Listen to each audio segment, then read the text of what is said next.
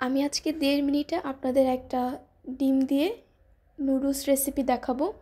এটা খুবই সহজ, জাস্ট 5 থেকে 7 মিনিটের মধ্যে আপনার রান্নাটা হয়ে যাবে।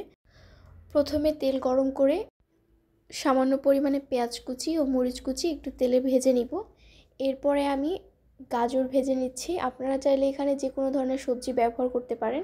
আমার হাতের কাছে যা ছিল আমি তাই ব্যবহার করেছি। তো গাজর টমেটো ভেজে নেওয়া হয়ে গেলে পাশে আমি একটা ডিম পোচ করে নিব। এরপরে আমি সব কিছু তুলে রাখবো। তুলে রাখার পরে কড়াইতে থাকা তেলে আমি নুডলসটা একটু ভালো করে ভেজে নিব। ভেজে নেওয়া হয়ে গেলে জাস্ট 1 কাপ পরিমাণে পানি দিয়ে নুডলসটা সিদ্ধ করে নিব।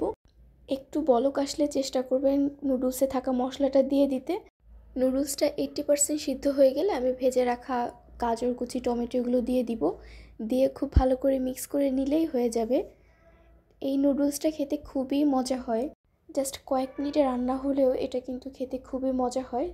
আপনারা চেষ্টা করবেন টমেটোটা এই নুডলসে ব্যবহার করার জন্য, এতে করে নুডলসের টেস্ট অনেক ভালো হবে। আপনারা চাইলে বাসায় থাকা যে কোনো ধরনের সবজি দিয়ে এই নুডলসটা বানাতে পারেন।